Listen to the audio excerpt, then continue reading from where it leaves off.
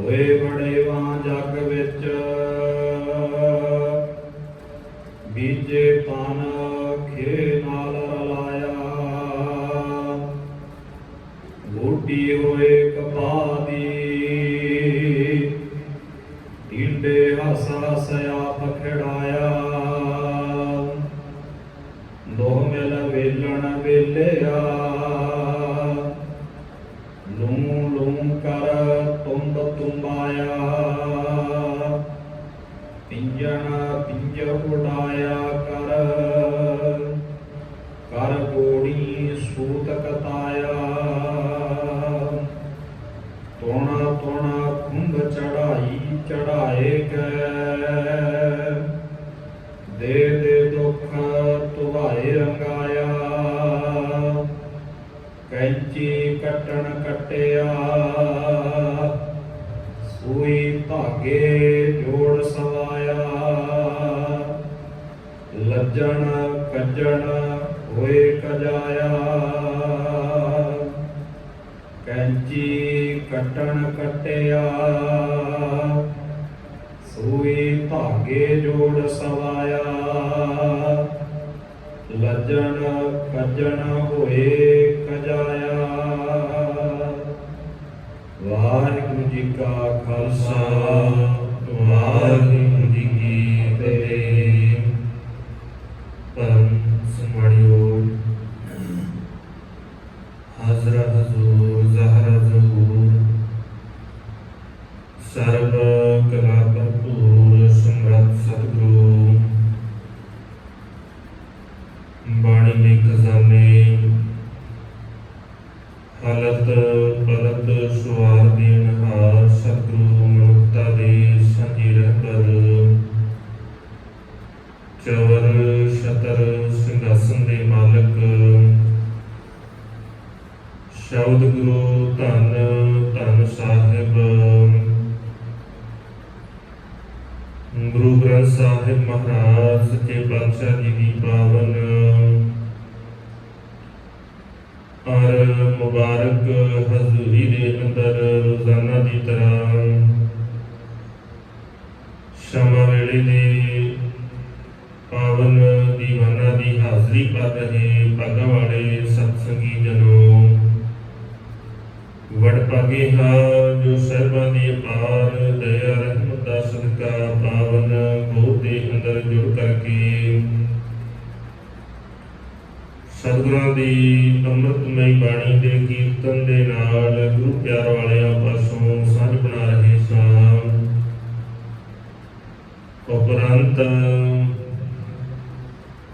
ਕਿਰਪਾਲੂ ਦਾਤਾ ਜੀ ਦੀ ਬਖਸ਼ਿਸ਼ ਦਾ ਸਦਕਾ ਭਾਈ ਸਾਹਿਬ ਭਾਈ ਗੁਰਦਾਸ ਜੀ ਦੀਆਂ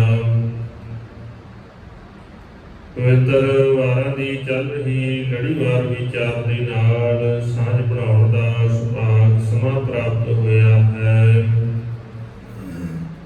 ਇਸ ਲੜੀ ਦੇ ਤਹਿਤ ਪਿਛਲੇ ਦੀਵਾਨਾਂ ਦੇ ਅੰਦਰ ਚੌਥੀ ਵਾਰ ਦੀਆਂ 9 ਪੌੜੀਆਂ ਦੀ ਵਿਚਾਰ ਆਪ ਸੰਗਤਾਂ ਦੇ ਨਾਲ ਸਾਂਝੀ ਕੀਤੀ। ਅਗਲੇ ਦੀ 10 ਨੰਬਰ ਪੌੜੀ ਜਿਸ ਦਾ ਪਾਠ ਆਪ ਜੀਆਂ ਦੇ ਨਾਲ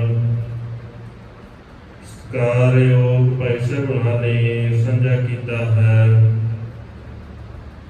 ਤਿਸ ਦੀ ਵਿਚਾਰ ਆਪ ਸੰਗਤਾਂ ਦੇ ਨਾਲ ਸਾਂਝੀ ਕਰਨੀ ਹੈ। ਆਓ ਵਿਚਾਰਾਂ ਦੀ ਆਰੰਭਤਾ ਤੋਂ ਪਹਿਲਾਂ ਸਾਹਿਬਾਂ ਦੇ ਪਾਵਨ ਚਰਨਾਂ ਦੇ ਅੰਦਰ ਹਾਜ਼ਰੀ ਲਵਾਈਏ। ਬੜੇ ਪਿਆਰ ਅਤੇ ਅਦਬ ਸਹਿਤ ਆਖੋ ਜੀ ਸਤਿਨਾਮ ਸ੍ਰੀ ਵਾਹਿਗੁਰੂ ਸਾਹਿਬ ਜੀ। ਸਤਿਨਾਮ ਸ੍ਰੀ ਵਾਹਿਗੁਰੂ ਸਾਹਿਬ ਜੀ। ਹੋਏ ਵਡੇਵਾ ਜਗ ਵਿੱਚ ਬੀਜੇ ਤਨ ਖੇ ਨਾਲ ਰਲਾਇਆ। ਭਾਈ ਸਾਹਿਬ ਭਾਈ ਗੁਰਦਾਸ ਜੀ ਨੇ ਇੱਕ ਹੋਰ ਉਦਾਹਰਨ ਦਿੰਦੇ ਆ। ਸਾਨੂੰ ਫਿਰ ਉਸੇ ਹੀ ਪਾਵਨ ਸਿਧਾਂਤ ਨੂੰ ਸਮਝਾਉਣ ਦਾ ਯਤਨ ਕੀਤਾ ਹੈ ਵੀ ਅੱਤ ਦਾ ਲੋੜੀਂਦਾ ਗੁਣ ਤੇਰੀ ਜ਼ਿੰਦਗੀ 'ਚ ਨਾ ਹੋਇਆ ਤੇ ਕਿੰਨਾ ਨੁਕਸਾਨ ਹੋਏਗਾ। ਸੱਚਮੁੱਚ ਇਹ ਗੁਣ ਤੇਰੇ ਕੋਲ ਹੋਣਾ ਚਾਹੀਦਾ ਹੈ। ਔਰ ਅੱਜ ਦੀ ਪਾਵਨ ਪੌੜੀ ਦੇ ਅੰਦਰ ਉਦਾਹਰਨ ਦਿੰਦਿਆਂ ਹੋਇਆ ਵੜੇਵੇਂ ਦੀ ਉਦਾਹਰਨ ਦਿੱਤੀ ਹੈ। ਕਪਾਹ ਦਾ ਬੀਜ ਉਹਨੂੰ ਵੜੇਵਾ ਕਿਹਾ ਜਾਂਦਾ ਹੈ। ਭਾਈ ਗੁਰਦਾਸ ਜੀ ਕਹਿੰਦੇ ਦੇਖ, ਜੇ ਤੂੰ ਦਾ ਆਕਾਰ ਦੇਖੇ ਨਾ, ਆਕਾਰ ਵੜੇਵੇਂ ਦਾ ਵੀ ਕੋਈ ਵੱਡਾ ਨਹੀਂ ਹੈ। ਹਾਂ, ਕੱਲ ਦੀ ਉਦਾਹਰਣ ਤਿਲ ਦੀ ਸੀ, ਤਿਲ ਤੋਂ ਬਹੁਤ ਵੱਡਾ ਹੈ, ਪਰ ਫਿਰ ਵੀ ਕੋਈ ਇੰਨਾ ਵੱਡਾ ਨਹੀਂ ਹੈ ਕਿ ਦੇਖਣ ਨੂੰ ਲੱਗੇ ਕਿ ਇਹਦੇ ਵਿੱਚ ਕੋਈ ਤਾਕਤ ਸਮਰੱਥਾ ਹੈ।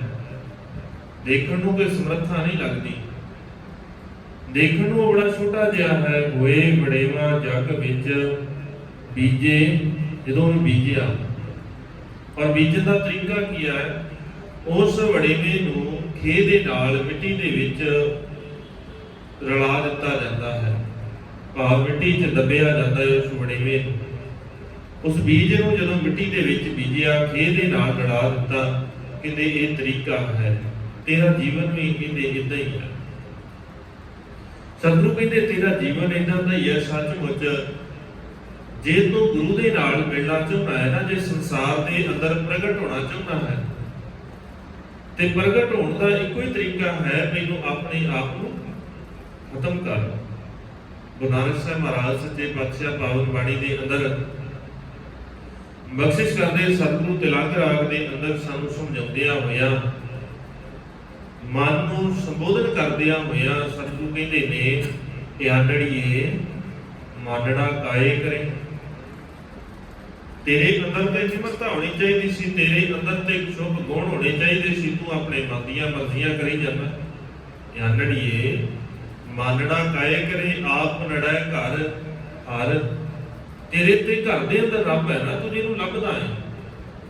ਸਤਿਗੁਰੂ ਕਹਿੰਦੇ ਹੈ ਜੀਵ ਇਸਤਰੀ, ਤੇਰੇ ਹਿਰਦੇ ਘਰ ਦੇ ਅੰਦਰ ਰੱਬ ਹੈ, ਤੈਨੂੰ ਬਾਹਰ ਲੱਭਣ ਦੀ ਲੋੜ ਨਹੀਂ ਹੈ। ਇਹ ਤੇਰਾ ਭੁਲੇਖਾ ਹੈ ਕਿ ਤੂੰ ਕਿਤੋਂ ਬਾਹਰੋਂ ਲੱਭ ਲਏਗਾ। ਆਪ ਨੜੈ ਘਰ ਹਰ, ਰੰਗੋ ਕੀ ਨਾ ਬਾਣੇ। ਸ਼ਹਿ ਨੇੜੈ ਧਨ ਕਮਲੀਏ, ਬਾਹਰ ਕਿਆ ਢੂੰਡੇ। ਉਹ ਮਾਲਕ ਵਾਹਿਗੁਰੂ ਤੇ ਤੇਰੇ ਨੇੜੇ ਵਸਦਾ ਹੈ, ਤੇ ਬਾਹਰੋਂ ਕੀ ਲੱਭਦਾ ਹੈ? ਅਸੀਂ ਬਾਹਰੋਂ ਲੱਭਦੇ ਆ, ਰੱਬ ਨੂੰ ਬਾਹਰੋਂ ਲੱਭਣਾ ਚਾਹੁੰਦੇ ਆ। ਸਤਿਗੁਰੂ ਕਹਿੰਦੇ ਬਾਹਰੋਂ ਨਹੀਂ, ਤੈਨੂੰ ਪਛਾਣ ਹੋਣੀ ਚਾਹੀਦੀ ਹੈ। ਧਨ ਬਿਰਕਾ ਇੱਕ ਹੀ ਸੰਗ ਵਾਸਾ। ਜੀਵ ਇਸਤਰੀ ਦਾ ਤੇ ਅਕਾਲ ਪੁਰਖ ਵਾਹਿਗੁਰੂ ਦਾ ਇੱਕੋ ਹੀ ਥਾਂ ਦੇ ਉੱਤੇ, ਇੱਕੋ ਹੀ ਟਿਕਾਣੇ ਦੇ ਉੱਤੇ ਵਾਸਾ ਹੈ। ਪਰ ਕਾਰਨ ਕੀ ਆ? ਮਿਲਦੇ ਕਿਉਂ ਨਹੀਂ ਆ?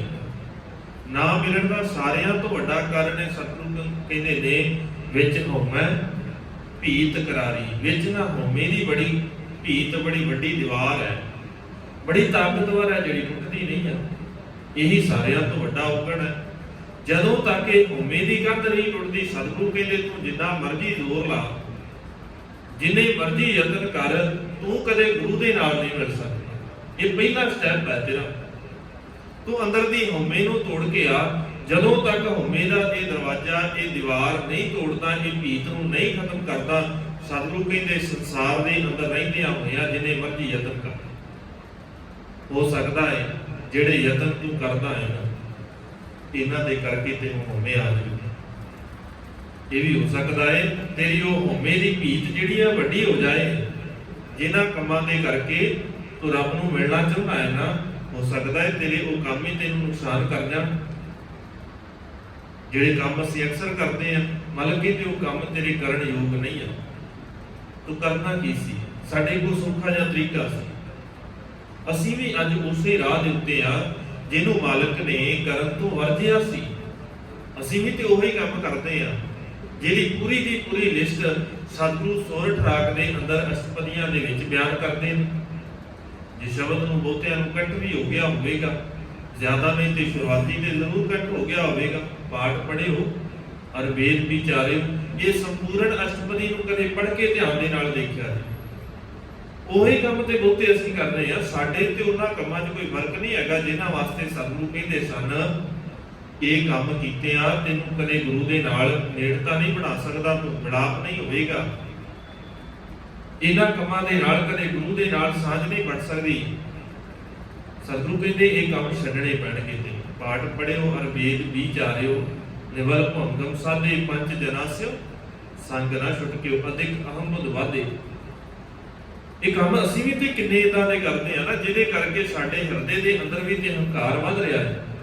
ਮਾਲਕ ਕਹਿੰਦੇ ਪਿਆਰੇ ਇਨ ਬਿਨ ਮਿਲਣ ਨਾ ਜਾਏ, ਇਦਾਂ ਨਹੀਂ ਮਿਲਿਆ ਜਾ ਸਕਦਾ। ਮੈਂ ਕੀਏ ਕਰਮ ਅਨੇਕਾ ਹਾਰ ਭਰਿਓ ਸੁਆਮੀ ਕਾ ਦਵਾਰ, ਦੀਜਾ ਬੁੱਧ ਵਿਵੇਕਾ। ਜਦੋਂ ਤੱਕ ਇਹ ਅਰਜ਼ੋਈ ਨਹੀਂ ਨਾ ਕਰਦੇ ਸਤਿਗੁਰੂ ਮੈਂ ਬੜਾ ਜ਼ੋਰ ਲਾ ਕੇ ਆ ਗਿਆ, ਬੜੇ ਯਤਨ ਕਰਕੇ ਆ ਗਿਆ, ਥਾਂ ਥਾਂ ਦੇ ਉੱਤੇ ਧੱਕੇ ਖਾ ਕੇ ਆ ਗਿਆ। ਮੈਨੂੰ ਲੱਗਦਾ ਸੀ ਵੀ ਜਿਹੜੇ ਕੰਮ ਮੈਂ ਕਰਦਾ ਨਾ ਸਤਿਗੁਰੂ ਇਹ ਬੜੇ ਸ੍ਰੇਸ਼ਟ ਨੇ। ਤੁਸੀਂ ਜਿਹੜਾ ਸਵਾਲ ਕਹਿੰਦੇ ਹੋ ਨਾ ਕਿ ਤੁਸੀਂ ਬਾਰ-ਬਾਰ ਇਹ ਸਵਾਲ ਪੁੱਛਦੇ ਹੋ ਜਾਂ ਸੰਸਾਰ ਦਾ ਇਹ ਸਵਾਲ ਲੈ ਕੇ ਸਚਿਆਰਾ ਹੋਈ ਹੈ ਕਿ ਕੂੜਾ ਟੁੱਟਾ ਪਾਲ, ਤੇ ਇਹ ਕਰਦੇ ਆ ਕਿਵੇਂ ਕੂੜ ਦੇ ਪਾਲ ਨੂੰ, ਕੰਧ ਨੂੰ, ਹਉਮੈ ਦੀ ਕੰਧ ਨੂੰ ਤੋੜਿਆ ਜਾ ਸਕਦਾ ਹੈ। ਤੇ ਸਤਿਗੁਰੂ ਬੜੀ ਲੰਬੀ ਲਿਸਟ ਹੈ ਜਿਹੜੇ ਕੰਮ ਮੈਂ ਕਰਕੇ ਆਇਆ। ਕੋਈ ਇੱਕ ਦੋ ਥੋੜੀ ਨਾ ਕਰਕੇ ਆ, ਕਿੰਨੇ ਕੰਮ ਨੇ। ਸਤਿਗੁਰੂ ਕਹਿੰਦੇ ਫਿਰ ਕਰਕੇ ਹੀ ਆ ਗਿਆ ਨਾ। ਕਦੇ ਯਤਨ ਤੇ ਕਰਨਾ ਵੀ ਜੋ ਕਰਨਾ ਸੀ ਉਹ ਵੀ ਤੇ ਸਿੱਖ ਗਿਆ ਹੁੰਦਾ। ਅਰਸਨ ਕਹਿੰਦੇ ਨੇ ਵੀ ਇੱਕ ਦਿਨ ਨਹੀਂ, 2 ਦਿਨ ਨਹੀਂ, ਅਸੀਂ ਤੇ ਬੜਾ ਲੰਮੇਰਾ ਸਮਾਂ ਫਿਰ ਕੇ ਆਏ ਆ। ਕੋਈ ਇੱਕ ਦਾ ਦਿਨ ਦੀ ਗੱਲ ਹੁੰਦੀ ਤੇ ਫਿਰ ਠੀਕ ਸੀ, ਪਰ ਅਸੀਂ ਤੇ ਬੜਾ ਸਮਾਂ ਘੁੰਮ ਕੇ ਆਏ ਆ। ਪਰ ਸਾਨੂੰ ਤੇ ਕਿਸੇ ਨੇ ਸਿਖਾਇਆ ਹੀ ਨਹੀਂ ਵੀ ਅਸਲ 'ਚ ਕਰਨਾ ਕੀ ਹੈ। ਉਹ ਆਪਣੀ ਜ਼ੁਬਾਨੀ ਇਹ ਗੱਲ ਕਹਿੰਦੇ ਨੇ ਬਰਸ ਏਕ ਹਉ ਫਿਰਿਓ ਕਿਨਾ ਨਾ ਪਰਚਾ ਲਾਇਓ, ਕਿਸੇ ਨੇ ਇਹ ਗੱਲ ਸਿਖਾਈ ਨਹੀਂ। ਸਾਡਾ ਮਨ ਕਦੇ ਟਿਕਿਆ ਹੀ ਨਹੀਂ ਉਹਨਾਂ ਦੀਆਂ ਗੱਲਾਂ ਦੇ ਨਾਲ ਵੀ ਜਿਹੜਾ ਉਹ ਕਹਿੰਦੇ ਸਨ ਨਾ। ਕੋਈ ਕਹਿੰਦਾ ਸੀ ਵੀ ਸਮਾਧੀ ਲਾ ਲਓ, ਕੋਈ ਕਹਿੰਦਾ ਸੀ ਵੀ ਧਾਰਮਿਕ ਪੁਸਤਕਾਂ ਪੜ੍ਹ ਲਓ, ਇਹ ਧਰਮ ਦਾ ਗਿਆਨ ਇਕੱਠਾ ਕਰ ਲਓ, ਇਦਾਂ ਕਰਕੇ ਰੱਬ ਮਿਲ ਜਾਏਗਾ, ਇਦਾਂ ਟਿਕਾ ਜਾਏਗਾ। ਕਹਿੰਦੇ ਸਾਰਿਆਂ ਤੋਂ ਵੱਡਾ ਕਾਰਨ ਕੀ ਸੀ? ਮੈਂ ਜਿਹਨੂੰ ਦੇਖਿਆ ਨਾ ਉਹ ਸਿਰਫ ਕਹਿਣ ਹੀ ਵਾਲਾ ਸੀ, ਸਾਰੇ ਬਿਆਨ ਹੀ ਕਰਨ ਵਾਲੇ ਨੇ, ਪਰ ਸੱਚਮੁੱਚ ਕਿਸੇ ਦੇ ਅੰਦਰ ਉਹ ਤਾਕਤ ਨਹੀਂ ਸੀ ਵੀ ਜਿਹੜਾ ਸੱਚਮੁੱਚ ਸਾਨੂੰ ਉਹ ਕਰਕੇ ਦਿਖਾਉਂਦਾ, ਪ੍ਰੈਕਟੀਕਲ ਦਿਖਾ ਦਿੰਦਾ। ਥਿਉਰੀ ਤੇ ਜਿਹੜਾ ਮਰਜ਼ੀ ਸੁਣਾ ਸਕਦਾ ਹੈ, ਮਸਲਾ ਤੇ ਪ੍ਰੈਕਟੀਕਲ ਕਰਨ ਦਾ ਹੈ। ਮੈਂ ਕਿੰਨਾ ਕਹੀ ਜਾਵਾਂ ਵੀ ਨਿਮਰਤਾ ਹੋਣੀ ਚਾਹੀਦੀ ਹੈ। ਮੇਰੇ ਇਕੱਲਾ ਕਹਿਣ ਦੇ ਨਾਲ ਫਰਕ ਨਹੀਂ ਪੈ ਜਾਏਗਾ। ਜੇ ਮੇਰੇ ਆਪਣੇ ਅੰਦਰ ਨਹੀਂ ਹੈ, ਮੇਰੇ ਆਪਣੇ ਅੰਦਰ ਦਇਆ ਨਹੀਂ, ਮੇਰੇ ਆਪਣੇ ਅੰਦਰ ਨਿਮਰਤਾ ਨਹੀਂ, ਤੇ ਮੇਰਾ ਕਹਿਣਾ ਸਿਰਫ ਰੁਕਾ ਹੈ, ਕਿਸੇ ਲੇਖੇ ਨਹੀਂ ਹੈ। ਕਹਿਣਾ ਸਿਰਫ ਇਦਾਂ ਦਾ ਹੀ ਹੈ ਕਿ ਜਿਵੇਂ ਅਕਸਰ ਉਹ ਘਟਨਾ ਦੀ ਸਾਂਝ ਪਾਈ ਜਾਂਦੀ ਹੈ ਨਾ ਵੀ ਉਹ ਤਬਲੇ ਵਾਲਾ ਜਿਹੜਾ ਬੜਾ ਗਿਆਨ ਦੀਆਂ ਗੱਲਾਂ ਦੱਸ ਰਿਹਾ ਸੀ, ਬੜੀ ਥਿਉਰੀ ਉਹਨੂੰ ਯਾਦ ਸੀ, ਉਹ ਦੱਸ ਰਿਹਾ ਸੀ ਵੀ ਇਸ ਤਾਲ 'ਚ ਇੰਨੇ ਬੋਲ ਹੁੰਦੇ ਨੇ, ਆਹ ਤਾਲ ਏਦਾਂ ਵਜਾਉਣੀ ਚਾਹੀਦੀ ਹੈ, ਇਸ ਰਾਗ ਦੇ ਨਾਲ ਇਹਦਾ ਸਾਥ ਹੋ ਸਕਦਾ ਹੈ। ਕਿੰਨਾ ਗਿਆਨ ਸੀ ਉਹਨੂੰ, ਕਹਾਣੀ ਉਹਨੇ ਪੂਰੇ ਸਫ਼ਰ ਦੇ ਵਿੱਚ ਉਸ ਸੰਗੀਤ ਮੰਡਲੀ ਨੂੰ ਉਹਨੇ ਸਾਰਾ ਤਬਲੇ ਦਾ ਗਿਆਨ ਸੁਣਾ ਦਿੱਤਾ ਜਿੰਨਾ ਉਹ ਤਬਲਾ ਵਜਾਉਣ ਵਾਲੇ ਨੂੰ ਵੀ ਨਹੀਂ ਸੀ। ਪਰ ਜਿਸ ਦਿਨ ਵਜਾਉਣ ਦੀ ਗੱਲ ਆਈ ਉਹ ਦਿਨ ਕਹਿ ਦਿੱਤਾ ਵੀ ਭਾਈ ਮੈਨੂੰ ਵਜਾਉਣਾ ਨਹੀਂ ਆਉਂਦਾ, ਲਿਖਾਉਣਾ ਹੈ, ਕਿਸੇ ਨੂੰ ਸੁਣਾਉਣਾ ਹੈ, ਮੈਂ ਇਦਾਂ ਮੂੰਹ ਜਵਾਨੀ ਸਾਰਾ ਸੁਣਾ ਦੇਵਾਂਗਾ। ਜੇ ਤੁਸੀਂ ਕਹੋ ਕਿ ਤਬਲਾ ਵਜਾਉਣ ਦੀ ਗੱਲ ਹੈ, ਵਜਾ ਨਹੀਂ ਸਕਦਾ। ਸਾਡਾ ਬਹੁਤਿਆਂ ਦਾ ਹਾਲ ਇਹੀ ਹੈ, ਅਸੀਂ ਜ਼ੁਬਾਨ ਤੋਂ ਇੱਕ ਦੂਜੇ ਨੂੰ ਗਿਆਨ ਦਿੰਦੇ ਹਾਂ। ਹਰੇਕ ਕਹਿੰਦਾ ਹੈ, ਪਰਿਵਾਰ ਦੇ ਅੰਦਰ ਸਾਰੇ ਜੀ ਤੇ ਇਦਾਂ ਕਰਦੇ ਆ। ਸਿਆਣੇ ਆਪਣੇ ਆਪ ਨੂੰ ਕਹਿੰਦੇ ਨੇ ਵੀ ਬੱਚਿਆਂ ਨੂੰ ਸਮਝਾਉਂਦੇ ਨੇ ਵੀ ਪੁੱਤ ਗੁੱਸਾ ਨਹੀਂ ਕਰੀਦਾ, ਪੁੱਤ ਕ੍ਰੋਧ ਨਹੀਂ ਕਰੀਦਾ, ਇਹ ਮਾੜਾ ਹੁੰਦਾ ਹੈ, ਲਾਲਚੀ ਨਾ ਬਣੋ, ਇਹ ਕੰਮ ਮਾੜੇ ਨੇ, ਝੂਠ ਨਾ ਬੋਲਿਆ ਕਰੋ। ਅੱਛਾ, ਤੇ ਆਪ ਨਹੀਂ ਬੋਲਦੇ, ਆਪ ਨਹੀਂ ਕਰ ਰਹੇ, ਫਿਰ ਜੋ ਮਰਜ਼ੀ ਕਰ ਲਈਏ ਤਾਂ ਹੀ ਬੱਚੇ ਅੱਗੇ ਕਰਦੇ ਨੇ। ਫਿਰ ਉਹੀ ਬੱਚੇ ਗਾਹ ਜਾ ਕੇ ਆਪਣੇ ਬੱਚਿਆਂ ਨੂੰ ਸਿਖਾਉਂਦੇ ਨੇ, ਦੂਜਿਆਂ ਨੂੰ ਸਿਖਾਉਂਦੇ ਨੇ। ਇਦਾਂ ਹੀ ਚੱਲਦਾ ਹੈ, ਸਾਰਿਆਂ ਦਾ ਹਾਲ ਇਹੀ ਹੈ। ਸਤਿਗੁਰੂ ਕਹਿੰਦੇ ਫਿਰ ਇਸੇ ਕਰਕੇ ਤੇ ਜੇ ਸੁਭਾਅ ਬਦਲਿਆ ਨਹੀਂ ਫਿਰ ਪੜ੍ਹਿਆ ਲਿਖਿਆ ਕਿਸੇ ਕੰਮ ਤੇ ਬਖਸ਼ਾ ਕਹਿੰਦੇ ਬਰਸ ਏਕ ਹਉ ਫਿਰਿਓ ਕਿਨਾ ਨਾ ਪਰਚਾ ਲਾਇਓ, ਕਹਤੇ ਸੁਣੀ ਰਹਿਤ ਕੋ ਖੁਸ਼ੀ ਨਾ ਆਈ। ਕਹਿੰਦੇ ਸੁਣੀ ਵੀ ਹਰ ਕੋਈ ਕਹਿੰਦਾ ਸੀ ਵੀ ਇਦਾਂ ਹੋਣਾ ਚਾਹੀਦਾ ਹੈ, ਪਰ ਜਦੋਂ ਦੇਖਿਆ ਉਹਨਾਂ ਦਾ ਰਹਿਣ ਸਹਿਣ, ਜੀਵਨ ਦੇਖਿਆ, ਵਿਵਹਾਰ ਦੇਖਿਆ, ਰਹਿਣ ਦਾ ਢੰਗ ਦੇਖਿਆ, ਤੇ ਸਭ ਸਾਡੇ ਵਰਗੇ ਸੀ। ਜੋ ਅਸੀਂ ਕਰਦੇ ਆਏ ਉਹੀ ਉਹ ਕਰਦੇ ਸੀ, ਬਸ ਗੱਲਾਂ ਵਾਲੇ ਨਹੀਂ। ਕਹਿਣ ਨੂੰ ਬੜੇ ਨੇ। ਸਤਿਗੁਰੂ ਕਹਿੰਦੇ ਗੱਲਾਂ ਦੇ ਨਾਲ ਤੇ ਕੁਝ ਨਹੀਂ ਹੋ ਸਕਦਾ ਨਾ, ਗੱਲੀ ਜੋਗ ਨਾ ਹੋਈ, ਗੱਲਾਂ ਦੇ ਨਾਲ ਜੋਗਤ ਨਹੀਂ ਹੋ ਸਕਦਾ ਜਦੋਂ ਤੱਕ ਸਾਰਿਆਂ ਨੂੰ ਇੱਕ ਨਜ਼ਰ ਦੇ ਨਾਲ ਦੇਖਦੇ ਨਹੀਂ। ਜਦੋਂ ਤੱਕ ਸਾਨੂੰ ਇਹ ਸਮਝ ਹੀ ਨਹੀਂ ਆਉਂਦੀ ਕਿ ਸਾਰਿਆਂ ਦੇ ਅੰਦਰ ਇੱਕ ਜੋਤ ਹੈ। ਏਕ ਦ੍ਰਿਸ਼ਟ ਕਰ ਸੰਸਰ ਜਾਣ, ਜੋਗੀ ਕਹੀਏ ਸੋਈ। ਸੱਚਮੁੱਚ ਧਰਮੀ ਹੈ ਤੇ ਤੈਨੂੰ ਫਿਰ ਦੂਜਿਆਂ ਦੇ ਨਾਲ ਨਫ਼ਰਤ ਨਹੀਂ ਹੋਣੀ ਚਾਹੀਦੀ। ਇੱਥੇ ਧਰਮੀ ਅਖਵਾਉਣ ਵਾਲਿਆਂ ਨੂੰ ਇੱਕ ਧਰਮ ਨੂੰ ਦੂਜੇ ਤੋਂ ਨਫ਼ਰਤ ਹੈ, ਪਰ ਅਖਵਾ ਦੋਵੇਂ ਧਰਮੀ ਰਹੇ ਨੇ। ਦੋਵੇਂ ਕਹਿ ਰਹੇ ਨੇ ਵੀ ਅਸੀਂ ਧਰਮੀ ਆ, ਪਰ ਅਸਲ ਕੀ ਹੈ? ਦੋਵੇਂ ਧਰਮੀ ਨਹੀਂ ਹੈ। ਸ਼ੁਭ ਅਮਲਾ ਬਾਝੋਂ ਦੋਨੋਂ ਹੋਈ। ਸ਼ੁਭ ਅਮਲ ਨਹੀਂ ਹੈ, ਚੰਗਾ ਕਿਰਦਾਰ ਨਹੀਂ ਹੈਗਾ, ਚੰਗੇ ਗੁਣ ਨਹੀਂ ਹੈਗੇ। ਸਾਡਿਆਂ 'ਚ ਵੀ ਇਹੀ ਘਾਟ ਹੈ। ਅਸੀਂ ਦੂਜਿਆਂ ਨੂੰ ਹੀ ਕਹਿੰਦੇ ਹਾਂ, ਘੱਟ ਕੋਈ ਨਹੀਂ ਹੈ, ਸਾਰੇ ਇੱਕੋ ਜਿਹੇ ਨੇ। ਤਾਂ ਹੀ ਸਤਿਗੁਰੂ ਕਹਿੰਦੇ ਨੇ ਗਿਆਨੜੀਏ ਮਨੜਾ ਕਾਏ ਕਰੇ। ਕਿਉਂ ਆਪਣੇ ਮਨ ਦੀਆਂ ਆਈਆਂ ਕਰਦਾ ਹੈ? ਜੋ ਮਨ ਚਾਹੁੰਦਾ ਹੈ ਤੈਨੂੰ ਉਹੀ ਠੀਕ ਲੱਗਦਾ ਹੈ। ਤੂੰ ਆਪਣੇ ਮਨ ਦੇ ਹੰਕਾਰ ਨੂੰ ਲੈ ਕੇ ਨਾ ਤੁਰਿਆ ਫਿਰ। ਤੂੰ ਸੱਚਮੁੱਚ ਰੱਬ ਨੂੰ ਸਮਝਣ ਦਾ ਯਤਨ ਕਰ। ਇਦਾਂ ਰੱਬ ਨਹੀਂ ਸਮਝਿਆ ਜਾ ਸਕਦਾ ਕਿ ਜਿਹੜੀ ਇਹ ਧਰਮ ਦੀ ਸਿੱਖਿਆ ਦਿੱਤੀ ਜਾ, ਹਰੇਕ ਨੂੰ ਇਦਾਂ ਹੀ ਹੋ ਰਿਹਾ, ਇਦਾਂ ਹੀ ਹੁੰਦਾ ਹੈ। ਆਪਣੇ ਆਪ ਨੂੰ ਅੱਗੇ ਰੱਖ ਕੇ, ਆਪਣੀ ਸੁਰਤ ਨੂੰ, ਆਪਣੀ ਸੋਚ ਨੂੰ, ਆਪਣੇ ਲਾਲਚਾਂ ਨੂੰ ਅੱਗੇ ਰੱਖ ਕੇ ਅਸੀਂ ਧਰਮ ਸਿਖਾ ਰਹੇ ਹਾਂ ਦੂਜਿਆਂ ਨੂੰ। ਇੱਕ ਧਰਮ ਇਹ ਸਿਖਾਉਂਦਾ ਹੈ ਕਿ ਜਿੰਨੇ ਤੁਸੀਂ ਲੋਕਾਂ ਨੂੰ ਮਾਰੋਗੇ ਧਰਮ ਦੇ ਨਾਂ ਦੇ ਉੱਤੇ, ਉਨਾ ਹੀ ਚੰਗਾ ਹੋਏਗਾ। ਇਹ ਧਰਮ ਸਿਖਾ ਰਿਹਾ, ਅਸਲ 'ਚ ਧਰਮ ਨਹੀਂ ਸਿਖਾਉਂਦਾ ਹੈ। ਇਹ ਧਰਮ ਦੇ ਠੇਕੇਦਾਰ ਇਹ ਗੱਲਾਂ ਸਿਖਾਉਂਦੇ ਨੇ, ਧਾਰਮਿਕ ਗ੍ਰੰਥ ਨਹੀਂ ਸਿਖਾਉਂਦੇ। ਅਸਲ 'ਚ ਧਰਮ ਸੱਚਮੁੱਚ ਹੁੰਦਾ ਹੈ ਜੋ ਉਹ ਧਾਰਮਿਕ ਗ੍ਰੰਥ ਕਹਿੰਦਾ ਹੈ, ਨਾ ਕਿ ਉਸ ਧਰਮ ਦੇ ਠੇਕੇਦਾਰ ਕਹਿੰਦੇ ਨੇ। ਸਾਡੇ ਠੇਕੇਦਾਰ ਵੀ ਤੇ ਕਿੰਨਾ ਕੁਝ ਕਹਿੰਦੇ ਨੇ ਸਾਨੂੰ ਵੀ ਇਹ ਧਰਮ ਹੈ, ਅਸਲ 'ਚ ਆਹ ਸਿੱਖਿਆ ਹੈ। ਤੇ ਜਿਸ ਦਿਨ ਬਾਣੀ ਨੂੰ ਪੜ੍ਹ ਕੇ ਦੇਖੋ ਉਸ ਦਿਨ ਸਮਝ ਆਉਂਦੀ ਆ ਇਸ ਵਿੱਚ ਕੁਝ ਹੋ ਰਹੀ ਹੈ, ਸੱਚ ਤੇ ਕੁਝ ਹੋਰ ਹੈ। ਸੱਚ ਇਹ ਸੀ ਵੀ ਜੋ ਗੁਰੂ ਕਹਿੰਦਾ ਹੈ ਸਿਰਫ ਉਹ ਮੰਨਣਾ ਹੈ, ਤੇ ਠੇਕੇਦਾਰ ਕਹਿੰਦੇ ਨੇ ਵੀ ਜੋ ਅਸੀਂ ਕਹਿ ਰਹੇ ਹਾਂ ਸਿਰਫ ਉਹ ਸੱਚ ਹੈ, ਜੋ ਗੁਰੂ ਕਹਿੰਦਾ ਹੈ ਉਹਦੇ ਨਾਲ ਕੋਈ ਬੁੱਤਾ ਵਾਸਤਾ ਨਹੀਂ, ਉਹ ਵੱਖਰੀ ਚੀਜ਼ ਹੈ। ਪਰ ਜੋ ਅਸੀਂ ਕਹਿ ਰਹੇ ਉਹ ਸੱਚ ਹੈ। ਤੇ ਮਾਲਕ ਕਹਿੰਦੇ ਉਹ ਸੱਚ ਨਹੀਂ ਹੈ। ਭਾਈ ਗੁਰਦਾਸ ਜੀ ਕਹਿੰਦੇ ਜੇ ਸੱਚਮੁੱਚ ਉਹ ਸੱਚ ਨੂੰ ਸਮਝਣਾ ਹੈ ਨਾ, ਤੇ ਕਦੇ ਵਡੇਵੇਂ ਦੇ ਕੋਲੋਂ ਸਿੱਖੀ। ਜਿਵੇਂ ਵਡੇਵਾ ਆਪਣੇ ਆਪ ਨੂੰ ਪ੍ਰਗਟ ਕਰਨ ਵਾਸਤੇ ਉਸ ਖੇਹ ਦੇ ਵਿੱਚ ਰਲਾ ਲੈਂਦਾ ਹੈ ਨਾ, ਤੂੰ ਵੀ ਗੁਰੂ ਦੇ ਕੋਲ ਆ ਕੇ ਕਿਹਾ ਕਰ, ਸਤਿਗੁਰੂ ਤੂੰ ਬਖਸ਼ਿਸ਼ ਕਰ, ਮੇਰੇ ਅੰਦਰ ਔਗਣ ਬੜੇ ਨੇ, ਬੜੇ ਮਾੜੇ ਹਾਲਾਤ ਨੇ ਮੇਰੇ ਅੰਦਰ ਦੇ, ਪਰ ਸੱਚ ਹੈ ਕਿ ਜੇ ਤੂੰ ਬਖਸ਼ਿਸ਼ ਕਰ ਦੇਵੇਂ ਨਾ ਤੇ ਤੇਰੀ ਰਹਿਮਤ ਦੇ ਨਾਲ ਧੂੜੀ ਵਿੱਚ ਲੁੜੰਦਰੀ ਸੋਹਾ ਨਾਨਕ ਤੈ ਸਹਨਾਲੇ। ਤੂੰ ਬਖਸ਼ਿਸ਼ ਕਰ ਦੇਵੇਂ ਤੇ ਤੇਰੀ ਚਰਨ ਧੂੜ ਦੇ ਅੰਦਰ ਰਹਿੰਦਿਆਂ ਹੋਇਆ ਵੀ ਮੈਂ ਸੱਚਮੁੱਚ ਸੁਖ ਮਾਣਾਂਗਾ। ਮੈਨੂੰ ਸਮਝ ਆ ਜਾਏਗੀ ਕਿ ਸੰਸਾਰ ਦੇ ਅੰਦਰ ਜੀਣਾ ਕਿਵੇਂ ਹੈ।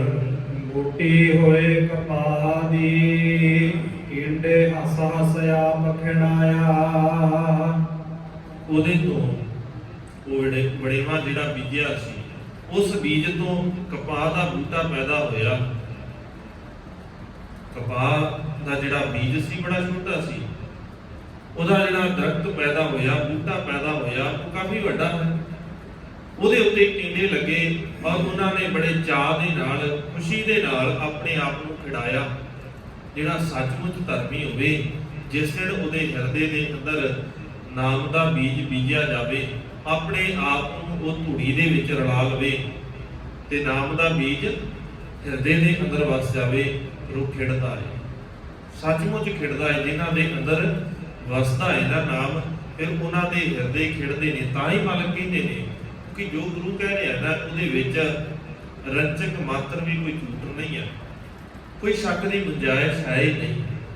ਜੇ ਗੁਰੂ ਕਹਿ ਰਿਹਾ ਨਾ ਵੀ ਨਾਨਕ ਭਗਤਾਂ ਸਦਾ ਵਿਗਾਸ, ਸੁਣਿਆ ਦੁਖ ਪਾਪ ਕਾ ਨਾਸ਼, ਤੇ ਸੱਚ ਹੈ। ਇਹਦੇ ਵਿੱਚ ਕੋਈ ਰੱਤੀ ਭਰ ਵੀ ਝੂਠ ਨਹੀਂ ਹੈ, ਕੋਈ ਸ਼ੱਕ ਦੀ ਗੁੰਜਾਇਸ਼ ਨਹੀਂ ਹੈ ਕਿ ਸੱਚਮੁੱਚ ਜੇ ਭਗਤ ਬਣ ਗਿਆ ਤੇ ਹਿਰਦਾ ਖਿੜਿਆ ਰਹੇਗਾ। ਫਿਰ ਹਿਰਦੇ ਦੇ ਅੰਦਰ ਝੋਰੇ ਨਹੀਂ, ਫਿਰ ਦੁੱਖ ਨਹੀਂ, ਫਿਰ ਮਾੜੇ ਸੁਭਾਅ ਨਹੀਂ, ਮਾੜੀਆਂ ਆਦਤਾਂ ਨਹੀਂ, ਦੂਜੇ ਨੂੰ ਨੀਵਾਂ ਦਿਖਾਉਣ ਵਾਲਾ ਜਿਹੜਾ ਸੁਭਾਅ ਖਤਮ ਹੋ ਜਾਏਗਾ ਜੇ ਸੱਚਮੁੱਚ ਭਗਤ ਬਣ ਗਿਆ। ਤੇ ਜੇ ਕਹਿਣ ਨਹੀਂ ਹੈ ਤੇ ਫਿਰ ਸੰਸਾਰ ਦੇ ਅੰਦਰ ਬੜੇ ਨੇ ਭਗਤ ਹੋਣ ਵਾਲੇ, ਜਿਨ੍ਹਾਂ ਨੂੰ ਸੰਸਾਰ ਭਗਤ ਕਹਿੰਦਾ ਹੈ। ਤੇ ਜੇ ਸੱਚਮੁੱਚ ਭਗਤ ਦੇਖਣਾ ਹੋਵੇ ਤੇ ਸਾਡੇ ਕੋਲ ਬੜਾ ਵੱਡਾ ਖਜ਼ਾਨਾ ਹੈ ਗੁਰੂ ਕੇ ਪਿਆਰ ਵਾਲਿਆਂ ਦਾ। ਜਿਸ ਦਿਨ ਅਸੀਂ ਉਹਨਾਂ ਦੇ ਜੀਵਨ ਨੂੰ ਸਮਝਣਾ ਸ਼ੁਰੂ ਕਰ ਦੇਵਾਂਗੇ ਨਾ, ਉਸੇ ਦਿਨ ਹੀ ਪਤਾ ਲੱਗ ਜਾਏਗਾ ਕਿ ਸੱਚਮੁੱਚ ਕਿੰਨਾ ਅਮੀਰ ਵਿਰਸਾ ਹੈ ਸਾਡਾ। ਕਦੇ ਭਗਤ ਪੂਰਨ ਸਿੰਘ ਦਾ ਇਤਿਹਾਸ ਆਪ ਪੜ੍ਹ ਕੇ ਦੇਖੀਏ ਨਾ, ਬੱਚਿਆਂ ਨੂੰ ਪੜ੍ਹਾ ਕੇ ਦੇਖੀਏ, ਬੜਾ ਕੁਝ ਜ਼ਿੰਦਗੀ ਦੇ ਅੰਦਰ ਬਦਲ ਜਾਂਦਾ ਹੈ। ਔਰ ਮੈਂ ਅਕਸਰ ਬੇਨਤੀ ਕਰਦਾ ਹੁੰਦਾ, ਅਸੀਂ ਬੜੇ ਥਾਂ ਦੇ ਉੱਤੇ ਘੁਮਾਉਣ ਲੈ ਕੇ ਜਾਂਦੇ ਬੱਚਿਆਂ ਨੂੰ, ਆਪ ਬੜੇ ਥਾਂ ਦੇ ਉੱਤੇ ਜਾਂਦੇ ਆ, ਚੰਗੀਆਂ ਥਾਵਾਂ ਤੇ, ਮਹਿੰਗੀਆਂ ਥਾਵਾਂ ਤੇ, ਜਿੱਥੋਂ ਸ਼ਾਇਦ ਕੁਝ ਸਾਨੂੰ ਨਾ ਮਿਲਦਾ ਹੋਵੇ, ਸ਼ਾਇਦ ਕੁਝ ਸਿੱਖਣ ਨੂੰ ਨਾ ਮਿਲਿਆ ਹੋਵੇ ਅਜੇ ਤੱਕ ਜਿੱਥੇ ਜਿੱਥੇ ਗਏ ਆ। ਸਾਡੀ ਜ਼ਿੰਦਗੀ 'ਚ ਇਹ ਟੀਚਾ ਜ਼ਰੂਰ ਹੋਣਾ ਚਾਹੀਦਾ ਵੀ ਜ਼ਿਆਦਾ ਨਹੀਂ ਤੇ ਘੱਟੋ ਘੱਟ ਇੱਕ ਵਾਰ ਤੇ ਉਸ ਜਗ੍ਹਾ ਨੂੰ ਦਿਖਾਉਣਾ ਜ਼ਰੂਰ ਚਾਹੀਦਾ। ਉਹ ਜਗ੍ਹਾ ਸੱਚਮੁੱਚ ਸਾਨੂੰ ਸਿਖਾਉਣ ਵਾਸਤੇ ਬਣੀ ਹੋਈ ਹੈ। ਸੱਚਮੁੱਚ ਉੱਥੇ ਜਾ ਕੇ ਇੱਦਾਂ ਲੱਗਦਾ ਹੈ ਵੀ ਜੋ ਗੁਰੂ ਨੇ ਕਿਹਾ ਸੀ ਨਾ, ਉਹ ਇੱਥੇ ਹੀ ਪ੍ਰੈਕਟੀਕਲ ਹੋਇਆ ਹੈ, ਹੋਰ ਨਹੀਂ ਕਿਤੇ ਹੋਰ ਹੋ ਸਕਦਾ। ਜੋ ਸਤਿਗੁਰੂ ਕਹਿੰਦੇ ਨੇ ਨਾ, ਨੀਵਿਆਂ ਦੀ ਸੰਭਾਲ, ਲੋੜਵੰਦਾਂ ਦੀ ਸੰਭਾਲ, ਜਿਹੜੀ ਗੱਲ ਸਤਿਗੁਰੂ ਨੇ ਕਹੀ ਸੀ, ਜਿੱਦਾਂ ਦਾ ਉੱਥੇ ਦਾ ਮਾਹੌਲ ਹੈ ਉਦਾਂ ਦਾ ਤੁਹਾਨੂੰ ਕਿਤੇ ਹੋਰ ਨਹੀਂ ਮਿਲ ਸਕਦਾ। ਉਹ ਸਕੂਨ, ਉਹ ਗੁਰੂ ਦੇ ਨਾਲ ਜਾ ਕੇ ਨੇੜਤਾ, ਉਹ ਗੁਰੂ ਦਾ ਸ਼ੁਕਰਾਨਾ ਕਰਨ ਦੀ ਜਾਚ ਉੱਥੇ ਜਾਣ ਤੋਂ ਬਿਨਾਂ ਨਹੀਂ ਸਿੱਖ ਸਕਦੇ ਤੁਸੀਂ। ਜੇ ਸੱਚਮੁੱਚ ਬੱਚਿਆਂ ਨੂੰ ਲੈ ਕੇ ਜਾਈਏ, ਪਰਿਵਾਰਾਂ ਦੇ ਨਾਲ ਜਾਈਏ ਨਾ, ਉੱਥੇ ਬੜਾ ਖਰਚਾ ਕਰਦੇ ਅਸੀਂ ਇੱਧਰ ਉੱਧਰ ਜਾਣ ਦਾ, ਤੇ ਪਿੰਗਲਵਾੜੇ ਦੀ ਉਸ ਪਾਵਨ ਧਰਤੀ ਦੇ ਉੱਤੇ ਜ਼ਰੂਰ ਜਾਣਾ ਚਾਹੀਦਾ। ਸੱਚਮੁੱਚ ਉਹ ਹੈ ਭਗਤੀ ਦਾ ਘਰ, ਉਹ ਹੈ ਅਸਲ ਦੇ ਵਿੱਚ ਸੱਚਮੁੱਚ ਜਿੱਥੇ ਰੱਬ ਦੀ ਗੱਲ ਹੁੰਦੀ ਹੈ, ਉਹ ਹੈ ਸੱਚਮੁੱਚ ਰੱਬ ਦਾ ਘਰ। ਸੰਸਾਰ ਨੇ ਬੜੇ ਥਾਵਾਂ ਨੂੰ ਕਿਹਾ ਵੀ ਇੱਥੇ ਰੱਬ ਰਹਿੰਦਾ ਹੈ, ਮਾਲਕ ਕਹਿੰਦੇ ਹਰੇਕ ਜ਼ਰੇ ਦੇ ਅੰਦਰ ਰੱਬ ਰਹਿੰਦਾ ਹੈ। ਤੇ ਮੈਂ ਅਕਸਰ ਬੇਨਤੀ ਕਰਦਾ, ਜੇ ਰੱਬ ਨੂੰ ਪ੍ਰਤੱਖ ਦੇਖਣਾ ਹੈ ਨਾ, ਕਦੇ ਭਾਵਨਾ ਦੇ ਨਾਲ ਉਸ ਜਗ੍ਹਾ ਤੇ ਜਾ ਕੇ ਦੇਖੀਏ, ਜ਼ਰੂਰ ਦਿਖਦਾ ਹੈ, ਜ਼ਰੂਰ ਪਤਾ ਲੱਗੇਗਾ ਕਿ ਜਿੰਨੀ ਦੌੜ ਅਸੀਂ ਕਰਦੇ ਆ ਨਾ, ਲਾਲਚ ਵਸ ਹੋ ਕੇ, ਲੋਭ ਦੇ ਵਿੱਚ ਸ਼ੁਕਰਾਨਾ ਕਰਨਾ ਭੁੱਲ ਜਾਂਦੇ ਆ, ਜਿਸ ਦਿਨ ਉੱਥੇ ਜਾਵਾਂਗੇ ਫਿਰ ਸਮਝ ਆਏਗੀ ਵੀ ਸਤਿਗੁਰੂ ਬੜਾ ਕੁਝ ਦਿੱਤਾ ਹੈ। ਆ ਸਰੀਰ ਸਹੀ ਸਲਾਮਤ ਹੈ ਨਾ, ਇੰਨਾ ਹੀ ਬਹੁਤ। ਸ਼ੁਕਰਾਨਾ ਕਰਨ ਦੀ ਜਾਚ ਆ ਜਾਏਗੀ। ਜਿੰਨੇ ਥਾਂ ਘੁੰਮ ਕੇ ਉਹਨੇ ਕਦੇ ਸਮਾਂ ਕੱਢੀਏ, ਇਹਨਾਂ ਕੁ ਜ਼ਰੂਰ ਕਰਕੇ ਆਈਏ। ਪਿੰਗਲਵਾੜੇ ਦੇ ਉਹ ਦਰਸ਼ਨ ਜ਼ਰੂਰ ਕਰਕੇ ਆਈਏ। ਉਸ ਪਾਵਨ ਧਰਤੀ ਵਰਗੀ ਜਗ੍ਹਾ ਨਹੀਂ ਹੈ ਜਿਹੜੀ ਸਾਨੂੰ ਆਪਣੇ ਬਾਰੇ ਸੋਚਣ ਤੇ ਮਜਬੂਰ ਕਰੇਗੀ ਵੀ ਅਸੀਂ ਕਰਦੇ ਕੀ ਹਾਂ। ਸਾਨੂੰ ਸਿਖਾਏਗੀ ਉਹ ਗੱਲ ਜਿਹੜੀ ਮਾਲਕ ਕਹਿੰਦੇ ਨੇ ਨਾ, ਆਪਣੇ ਆਪ ਨੂੰ ਪਛਾਣ ਬੰਦੇ, ਖੋਜ ਦਿਲ ਹਰ ਰੋਜ਼, ਨਾ ਫਿਰ ਪਰੇਸ਼ਾਨੀ ਮਾਹੇ। ਪਰੇਸ਼ਾਨੀ ਤੇ ਇਸੇ ਗੱਲ ਦੀ ਹੈ ਨਾ, ਗਵਾਂਢੀ ਨੇ ਗੱਡੀ ਵੱਡੀ ਲੈ ਲਈ ਹੈ, ਇਸੇ ਗੱਲ ਦੀ ਤੇ ਪਰੇਸ਼ਾਨੀ ਹੈ ਨਾ ਕਿ ਉਹਨੇ ਕੋਠੀ ਵੱਡੀ ਬਣਾ ਲਈ ਹੈ। ਇਸੇ ਗੱਲ ਦੀ ਪਰੇਸ਼ਾਨੀ ਹੈ ਕਿ ਦੂਜਿਆਂ ਦੇ ਕੋਲ ਧਨ ਜ਼ਿਆਦਾ ਹੈ। ਇਸੇ ਗੱਲ ਦੀ ਪਰੇਸ਼ਾਨੀ ਹੈ ਨਾ ਕਿ ਦੂਜਿਆਂ ਦੇ ਬੱਚੇ ਬੜੇ ਵੱਡੇ ਸਕੂਲਾਂ ਦੇ ਵਿੱਚ ਪੜ੍ਹਦੇ ਆ। ਇਹਨਾਂ ਹੀ ਗੱਲਾਂ ਦੀ ਤੇ ਪਰੇਸ਼ਾਨੀ ਹੈ ਨਾ ਸਾਨੂੰ ਅੱਜ ਦੇ ਸਮਾਜ ਦੇ ਅੰਦਰ। ਤੇ ਜੇ ਉੱਥੇ ਚਲੇ ਜਾਈਏ ਫਿਰ ਸਮਝ ਆਏਗੀ ਮਾਲਕ ਜਿੰਨਾ ਦਿੱਤਾ ਹੈ ਨਾ, ਸੱਚਮੁੱਚ ਤੇਰਾ ਸ਼ੁਕਰਾਨਾ ਹੈ। ਆ ਵੀ ਤੇ ਸ਼ੁਕਰਾਨਾ ਹੀ ਕਰਦੇ ਨੇ ਨਾ। ਦੇਖ ਇਹਨਾਂ ਤੋਂ ਤਾਂ ਫਿਰ ਵੀ ਅਸੀਂ ਕਈ ਗੁਣਾ ਚੰਗੇ ਆ, ਤੇ ਤੇਰਾ ਸ਼ੁਕਰਾਨਾ ਅਸੀਂ ਫਿਰ ਵੀ ਨਹੀਂ ਕਰਦੇ, ਕਿ ਫਿਰ ਵੀ ਤੇ ਕਰਦੇ ਨੇ। ਇਹ ਤਾਂ ਵੀ ਤੇ ਕਿੰਨੇ ਉਹ ਸਿਦਕੀ ਨੇ ਜਿਹੜੇ ਉਹਨਾਂ ਦੀ ਸੇਵਾ ਕਰਦੇ ਨੇ, ਜਿਹੜੇ ਉਹਨਾਂ ਦੀ ਸੰਭਾਲ ਕਰਦੇ ਨੇ। ਉਹਨਾਂ ਨੂੰ ਅਸੀਂ ਕਦੇ ਸੰਤ ਨਹੀਂ ਕਹਿੰਦੇ, ਅਸੀਂ ਕਦੇ ਉਹਨਾਂ ਨੂੰ ਇਹਨਾਂ ਦੇ ਅਹੁਦੇ ਨਹੀਂ ਦਿੰਦੇ, ਉਹਨਾਂ ਨੂੰ ਕਦੇ ਬ੍ਰਹਮ ਗਿਆਨੀ ਨਹੀਂ ਕਹਿੰਦੇ, ਪਰ ਉਹਨਾਂ ਨੂੰ ਜ਼ਰੂਰ ਕਹਿੰਦੇ ਆ ਜਿਨ੍ਹਾਂ ਨੇ ਸੱਚਮੁੱਚ ਯਕੀਨ ਕਰਿਆ, ਜੇ ਕਦੇ ਸਮਾਜ ਦੇ ਭਲੇ ਦੇ ਲਈ ਕੋਈ ਕੰਮ ਨਹੀਂ ਕੀਤਾ, ਜਿਨ੍ਹਾਂ ਨੇ ਕੀਤਾ ਉਹਨਾਂ ਨੂੰ ਕਦੇ ਨਹੀਂ ਕਹਿੰਦੇ। ਉੱਥੇ ਦੀ ਸਾਂਭ ਸੰਭਾਲ ਕਰਨ ਵਾਲੇ ਬੀਬੀ ਇੰਦਰਜੀਤ ਕੌਰ, ਕਦੇ ਉਹਨਾਂ ਨੂੰ ਕਿਸੇ ਨੇ ਸੰਤ ਨਹੀਂ ਕਿਹਾ, ਕਦੇ ਮਿਲ ਕੇ ਦੇਖਿਆ ਜੇ ਇਹਨਾਂ ਜੀਵਨ ਉੱਚਾ ਹੈ, ਇੰਨੀ ਨਿਮਰਤਾ ਹੈ, ਇੰਨੀ ਦਇਆ ਭਾਵਨਾ ਹੈ ਉਹਨਾਂ ਦੇ ਅੰਦਰ, ਉਹਨਾਂ ਨੂੰ ਕਦੇ ਨਹੀਂ ਕਿਸੇ ਨੇ ਕਿਹਾ। ਇਹ ਸਾਡੇ ਅੰਦਰ ਦਾ ਸੁਭਾਅ ਹੈ। ਕਦੇ ਦੇਖਿਆ ਜੇ ਸਮਝ ਆ ਜਾਏਗੀ ਕਿ ਆਪਣੇ ਅੰਦਰ ਨੂੰ ਖਤਮ ਕਰਕੇ ਖਿੜਿਆ ਕਿਵੇਂ ਜਾ ਸਕਦਾ ਹੈ। ਅਸੀਂ ਉੱਥੇ 4 ਦਿਨ ਰਹਿ ਲਈਏ ਨਾ, ਸਾਨੂੰ ਇਹਦਾ ਲੱਗਣ ਲੱਗ ਜਾਣਾ ਵੀ ਅਸੀਂ ਬਿਮਾਰ ਹੋ ਗਏ ਹਾਂ। ਉਹ ਹਮੇਸ਼ਾ ਉਹਨਾਂ ਦੇ ਨਾਲ ਰਹਿੰਦੇ ਨੇ, ਖੇਡਦੇ ਨੇ, ਬੱਚਿਆਂ ਦੇ ਵਾਂਗ ਉੱਥੇ ਰਹਿੰਦੇ ਨੇ ਉਹਨਾਂ ਬੱਚਿਆਂ ਦੇ ਕੋਲ, ਪਰ ਉਹਨਾਂ ਦਾ ਹਿਰਦਾ ਸਦਾ ਖਿੜਿਆ ਰਹਿੰਦਾ ਹੈ। ਕਾਰਨ ਕੀ ਹੈ? ਗੁਰੂ ਦੀ ਬਖਸ਼ਿਸ਼ ਹੈ। ਗੁਰੂ ਦੇ ਨਾਲ ਜੁੜੇ ਇਹਨਾਂ ਨੇ, ਅੰਦਰ ਜੁੜਿਆ ਇਹਨਾਂ। ਕਦੇ ਉੱਥੇ ਦੀਆਂ ਲਿਖਤਾਂ ਨੂੰ ਪੜ੍ਹ ਕੇ ਦੇਖੀਏ, ਬੜਾ ਕੁਝ ਸਿੱਖਣ ਨੂੰ ਮਿਲਦਾ ਹੈ। ਅਸੀਂ ਦੌੜ ਜ਼ਿਆਦਾ ਲਾਉਂਦੇ ਆ। ਕਦੇ ਮੈਂ ਅਕਸਰ ਇੱਕ ਉਦਾਹਰਨ ਦਿੰਦਾ, ਸਾਡੀ ਹਾਲਤ ਕਿਵੇਂ ਦੀ ਹੈ। ਸਾਡੀ ਦੌੜ ਨਾ ਇਦਾਂ ਦੀ ਹੈ ਵੀ ਸਾਡੇ ਕੋਲ ਬੜੀ ਤੇਜ਼ ਰਫ਼ਤਾਰ ਵਾਲੀ ਕੋਈ ਕਾਰ ਗੱਡੀ ਹੈ, ਔਰ ਰਸਤਾ ਸਾਨੂੰ ਦੱਸਿਆ ਗਿਆ ਵੀ ਇਸ ਰਸਤੇ ਤੇ ਜਾਣਾ ਹੈ, ਅਸੀਂ ਧਿਆਨ ਨਹੀਂ ਦਿੱਤਾ ਵੀ ਇਸ਼ਾਰਾ ਕਿਹੜੇ ਵਾਲੇ ਪਾਸੇ ਕੀਤਾ ਸੀ। ਇਧਰ ਨੂੰ ਇਸ਼ਾਰਾ ਕੀਤਾ ਵੀ ਇਧਰ ਨੂੰ ਕੀਤਾ ਹੈ, ਮੰਜ਼ਲ ਇਸ ਪਾਸੇ ਸੀ, ਰਫ਼ਤਾਰ ਫੜ ਲਈ ਇਸ ਪਾਸੇ, ਔਰ ਖਿਆਲ ਨਹੀਂ ਕੀਤਾ ਮੀਟਰ ਵਾਲੇ ਪਾਸੇ ਵੀ ਸਪੀਡ ਕਿੰਨੀ ਹੈ, ਖਿਆਲ ਨਹੀਂ ਕੀਤਾ ਵੀ ਤੇਲ ਕਿੰਨਾ ਹੈ। ਉਹ ਤੇਲ ਦਾ ਮੀਟਰ ਦੇਖਿਆ ਹੀ ਨਹੀਂ, ਸਪੀਡ ਨਹੀਂ ਘੱਟ ਕੀਤੀ, ਨਾ ਮੀਟਰ ਵੱਲ ਧਿਆਨ ਦਿੱਤਾ, ਨਾ ਇਸ ਗੱਲ ਵੱਲ ਧਿਆਨ ਦਿੱਤਾ ਵੀ ਤੇਲ ਖਤਮ ਹੋ ਰਿਹਾ ਹੈ। ਲਾਗੇ ਆਉਂਦੇ ਜਾਂਦੇ ਪੈਟਰੋਲ ਪੰਪ ਧਿਆਨ ਹੀ ਨਹੀਂ ਕੀਤਾ ਵੀ ਤੂੰ ਤੇਲ ਪਵਾਉਣਾ ਹੈ। ਤੇ ਅਖੀਰ ਕੀ ਹੋਇਆ, ਇੱਕ ਜੰਗਲ ਦੇ ਵਿੱਚ ਜਾ ਕੇ ਹਨੇਰਾ ਵੀ ਹੋ ਗਿਆ ਤੇ ਜੰਗਲ ਵੀ ਬੜਾ ਲੰਬੇਰਾ ਹੈ, ਜਿੱਥੇ ਜਾ ਕੇ ਸਾਡਾ ਤੇਲ ਮੁੱਕਿਆ, ਨਾ ਹੁਣ ਪਿੱਛੇ ਆ ਸਕਦੇ ਆ ਨਾ ਅੱਗੇ ਜਾ ਸਕਦੇ ਆ।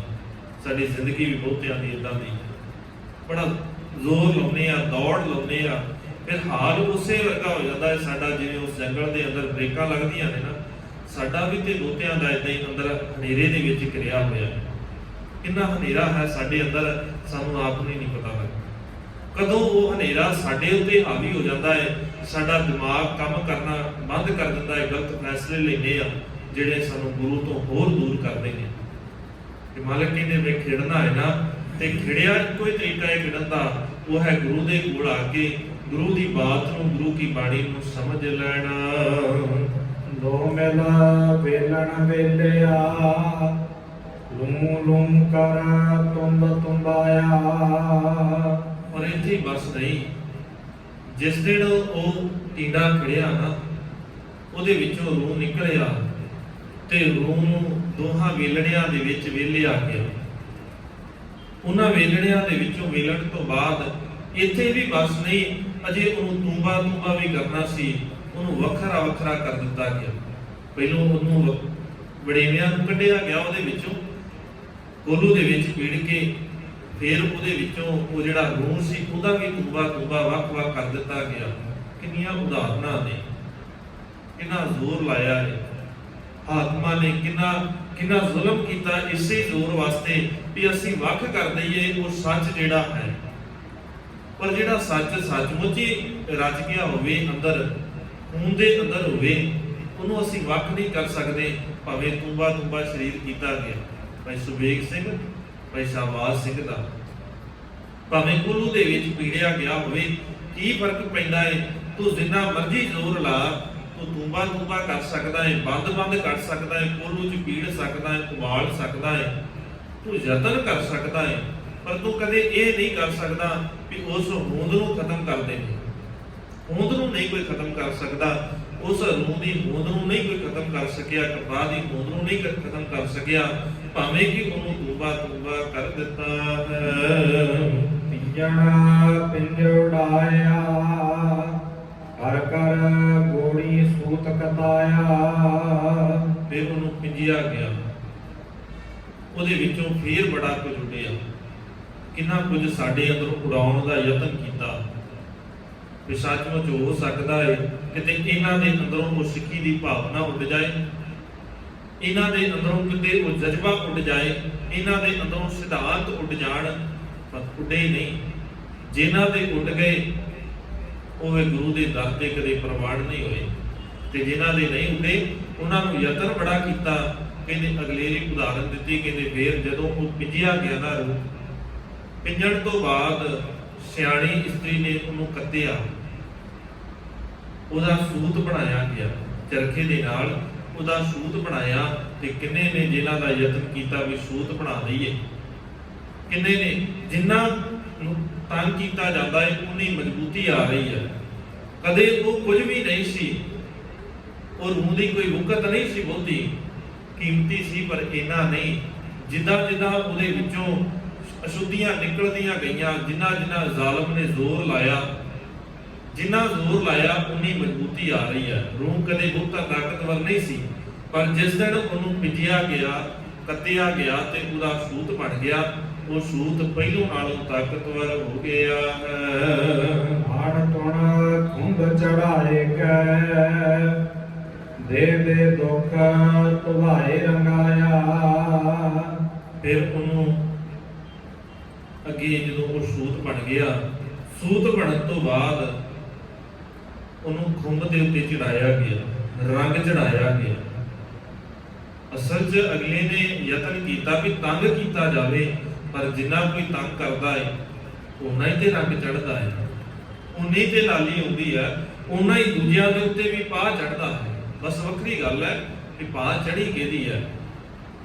ਇਹ ਨਾ ਹੋਵੇ ਵੀ ਮਾਇਆ ਦੀ, ਸਵਾਦਾਂ ਦੀ, ਬਾਹਰੀ ਰੰਗਾਂ ਦੀ ਪਾਹ ਚੜ੍ਹੀ ਹੋਵੇਗੀ, ਤੇ ਜਿਨ੍ਹਾਂ ਨੂੰ ਪਾਹ ਚੜ੍ਹ ਗਈ ਨਾ ਗੁਰੂ ਦੇ ਨਾਮ ਦੀ, ਉਹਨਾਂ ਦੇ ਉੱਤੇ ਯਤਨ ਜਿੰਨਾ ਮਰਜ਼ੀ ਕੋਈ ਕਰ ਲਵੇ। ਕਿੰਨਿਆਂ ਨੂੰ ਦੇਗ ਚ ਉਬਾਲਿਆ ਗਿਆ, ਕਿੰਨਿਆਂ ਨੂੰ ਇਦਾਂ ਦੇ ਦੁੱਖ ਦਿੱਤੇ ਗਏ ਕਿ ਹੋ ਸਕਦਾ ਹੈ ਇਸ ਦੁੱਖ ਦੇ ਕਰਕੇ ਕੋਈ ਫਰਕ ਪੈ ਜਾਵੇ, ਪਰ ਮਤਲਬ ਕਿ ਇਹ ਰੰਗ ਉਹਨਾਂ ਦੇ ਉੱਤੇ ਚੜ ਗਿਆ ਜਿਹੜੇ ਵਡਭਾਗੇ ਸੀ। ਲਾਲ ਰੰਗ ਤਿਸ ਕੋ ਲੱਗਾ ਜਿਸ ਕੇ ਵਡਭਾਗਾ, ਮੈਲਾ ਕਦੇ ਨਾ ਹੋਵੇ ਹੀ ਨਾ ਲੱਗੈ ਦਾਗਾ।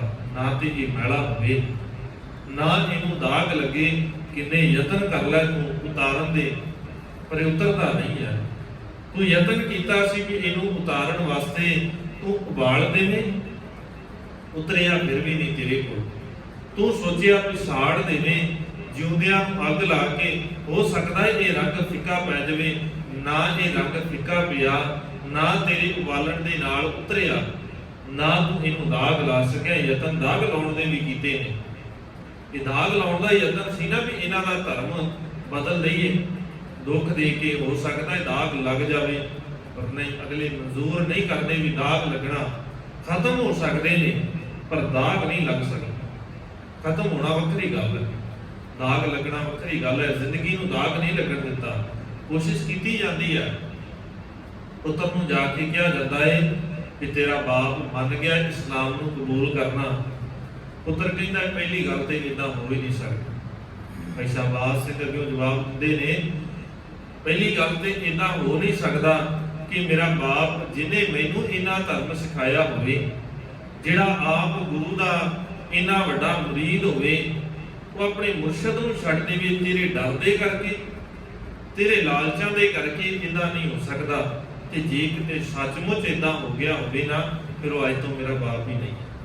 ਪਹਿਲੀ ਗੱਲ ਤੇ ਇਦਾਂ ਹੋ ਨਹੀਂ ਸਕਦਾ, ਪਰ ਜੇ ਹੋ ਗਿਆ ਹੋਵੇ ਨਾ ਬਾਈ ਚਾਂਸ, ਫਿਰ ਉਹ ਅੱਜ ਤੋਂ ਮੇਰਾ ਬਾਪ ਹੀ ਨਹੀਂ ਹੈ, ਮੇਰਾ ਉਹਦੇ ਨਾਲ ਕੋਈ ਰਿਸ਼ਤਾ ਨਹੀਂ ਹੈ। ਹੁਣ ਤੂੰ ਮੇਰਾ ਉਹਦਾ ਵਾਸਤਾ ਦੇ ਕੇ ਮੈਨੂੰ ਬਦਲ ਨਹੀਂ ਸਕਦਾ। ਦੂਜੇ ਪਾਸੇ ਬਾਪ ਨੂੰ ਇਹ ਗੱਲ ਕਹੀ ਜਾਂਦੀ ਹੈ ਕਿ ਤੇਰਾ ਪੁੱਤਰ ਬਦਲ ਗਿਆ, ਤੇਰੇ ਪੁੱਤਰ ਨੇ ਕਬੂਲ ਕਰ ਲਿਆ ਕਿ ਅੱਜ ਤੋਂ ਮੈਂ ਸਿੱਖੀ ਨੂੰ ਛੱਡਦਾ ਤੇ ਇਸਲਾਮ ਦੇ ਵਿੱਚ ਆ ਜਾਣਾ। ਤੇ ਬਾਪ ਦਾ ਵੀ ਇਹੀ ਜਵਾਬ ਹੈ। ਅਸੀਂ ਦੋਹਾਂ ਜੀਆਂ ਨੇ ਬੜਾ ਉਹਨੂੰ ਧਰਮ ਸਿਖਾਇਆ ਹੈ, ਅਸੀਂ ਗੁਰੂ ਦੇ ਲੜ ਲਾਇਆ, ਅਸੀਂ ਬੜੀਆਂ ਬਾਤਾਂ ਸੁਣਾਈਆਂ ਨੇ ਸਾਹਿਬਜ਼ਾਦਿਆਂ ਦੀਆਂ, ਅਸੀਂ ਬੜੀਆਂ ਬਾਤਾਂ ਸੁਣਾਈਆਂ ਉਹਦੇ ਵਿਰਸੇ ਦੀਆਂ। ਉਹ ਇਦਾਂ ਨਹੀਂ ਕਰ ਸਕਦਾ, ਇਦਾਂ ਕਦੇ ਵੀ ਨਹੀਂ ਹੋ ਸਕਦਾ ਵੀ ਆਪਣੇ ਗੁਰੂ ਤੋਂ ਮੁੱਖ ਮੋੜ ਦੇਵੇ ਸਿਰਫ ਤੇਰੇ ਡਰ ਤੇ ਲਾਲਚ ਦੇ ਕਰਕੇ।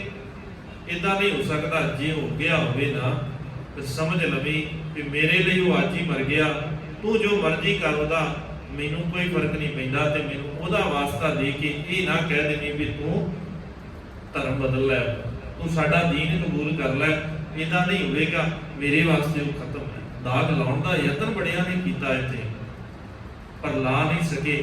ਅੱਜ ਸਾਡੇ ਉੱਤੇ ਲੱਗ ਰਿਹਾ, ਅੱਜ ਸਾਡੇ ਉੱਤੇ ਰੋਜ਼ਾਨਾ ਇੱਕ ਨਵਾਂ ਦਾਗ ਲੱਗਦਾ ਹੈ। ਉਹਦਾ ਕਾਰਨ ਹੈ ਵੀ ਸਾਡੇ ਅੰਦਰ ਉਹ ਜਿਹੜੀ ਬਾਹ ਲੱਗੀ ਹੈ ਨਾ, ਇਹ ਤਾਂ ਨਮਾਇਆ ਪਾਹਿਆ ਪਿਆਰੇ ਲੀਤੜਾ ਲੱਭ ਰੰਗਾਏ। ਲਾਲਚ ਦੇ ਨਾਲ ਰੰਗੀ ਹੋਈ ਆ ਅਸੀਂ, ਮਾਇਆ ਦੀ ਬਾਹ ਲੱਗੀ ਹੋਈ ਹੈ। ਸਾਰਿਆਂ ਤੋਂ ਵੱਡਾ ਕਾਰਨ ਹੈ ਵੀ ਸਾਡਾ ਦੂਰ ਹੋਣ ਦਾ, ਗੁਰੂ ਤੋਂ ਟੁੱਟਣ ਦਾ। ਵੱਲ ਕਹਿੰਦੇ ਮੇਰਾ ਕੰਤ ਨਾ ਭਾਵੈ ਚੋਲੜਾ ਪਿਆਰੇ। ਇਹ ਤੇ ਚੋਲਾ ਜਿਹੜਾ ਹੈ ਨਾ ਤੇਰਾ ਸੁਭਾਅ, ਇਹ ਨਹੀਂ ਕਦੇ ਗੁਰੂ ਨੂੰ ਪ੍ਰਵਾਨ ਹੋ ਸਕਦਾ। ਤੂੰ ਹੋ ਸਕਦਾ ਹੈ ਦੂਜਿਆਂ ਨੂੰ ਪ੍ਰਵਾਨ ਹੋ ਜਾਵੇਂ ਲਾਲਚੀ ਬਿਰਤੀ ਦੇ ਨਾਲ, ਮਾਇਆ ਦੇ ਰੰਗਾਂ ਦੇ ਵਿੱਚ। ਗੁਰੂ ਨੂੰ ਪ੍ਰਵਾਨ ਨਹੀਂ ਹੋਣਾ ਜਦੋਂ ਤੱਕ ਇਹ ਮਾਇਆ ਦੀ ਬਾਹ ਛੱਡਦੇ ਨਹੀਂ। ਸਤਿਗੁਰੂ ਕਹਿੰਦੇ ਇਹਨੂੰ ਛੱਡਣਾ ਪਏਗਾ। ਭਾਈ ਗੁਰਦਾਸ ਕਹਿੰਦੇ ਨੇ ਤਾਣ ਤੁਣ ਖੁੰਭ ਚੜਾਏ ਕਹਿ ਦੇ ਦੇ ਦੁੱਖ ਧੁਆਏ ਰੰਗਾਏ। ਉਹ ਧੁਆ ਕੇ ਉਹਨੂੰ ਰੰਗਿਆ ਗਿਆ, ਸਾਰੇ ਯਤਨ ਕੀਤੇ ਗਏ। ਜਿਹੜਾ ਉਹ ਯਤਨ ਕਰ ਸਕਦਾ ਹੈ ਉਹਨੇ ਯਤਨ ਤੇ ਕਰ ਲਿਆ, ਪਰ ਇਦਾਂ ਕਦੇ ਨਹੀਂ ਹੋਇਆ ਵੀ ਉਹਦਾ ਰੰਗ ਬਦਲ ਦੇਵੇ, ਉਹਦੇ ਅੰਦਰ ਦਾ ਉਹ ਜਿਹੜਾ ਸੁਭਾਅ ਹੈ ਉਹਨੂੰ ਬਦਲ ਸਕਦਾ ਹੋਵੇ। ਕੈਂਚੀ ਕੱਟਣ ਕੱਟਿਆ ਸੋਈ ਧਾਗੇ ਜੋੜ ਸਵਾਇਆ। ਔਰ ਉਹ ਇੰਨਾ ਕੋ ਤਾਕਤਵਰ ਬਣ ਗਿਆ, ਜਿਹਨੂੰ ਕਦੇ ਇੰਨੇ ਦੁੱਖ ਦਿੱਤੇ ਸਾਰਾ ਜ਼ੋਰ ਲਾਇਆ ਜਿਹਨੂੰ ਖਤਮ ਕਰਨ ਵਾਸਤੇ। ਅੱਜ ਉਹ ਇੰਨਾ ਕੁ ਤਾਕਤਵਰ ਬਣ ਗਿਆ ਕਿ ਕੈਂਚੀ ਨੇ ਜਿਹਨੂੰ ਕੱਟਿਆ ਸੀ ਨਾ, ਜਿਸ ਕੱਪੜੇ ਨੂੰ, ਜਿਹਨੂੰ ਕਈ ਹਿੱਸਿਆਂ ਦੇ ਵਿੱਚ ਕਰ ਦਿੱਤਾ ਗਿਆ ਸੀ, ਜ਼ੋਰ ਲਾ ਲਾ ਕੇ ਅੱਜ ਉਹ ਸੀਣ ਦਾ ਕੰਮ ਕਰ ਰਿਹਾ। ਅੱਜ ਉਹ ਟੁੱਟਿਆ ਹੋਇਆਂ ਨੂੰ ਜੋੜਨ ਦਾ ਕੰਮ ਕਰ ਰਿਹਾ। ਉਹੀ ਧਾਗਾ ਹੈ ਜਿਹਦੇ ਉੱਤੇ ਇੰਨਾ ਜ਼ੁਲਮ ਹੋਇਆ, ਇੰਨਾ ਤੋੜਨ ਦਾ ਜ਼ੋਰ ਲਾਇਆ ਵੀ ਇਹਨੂੰ ਖਤਮ ਕਰ ਦਿੱਤਾ ਜਾਵੇ।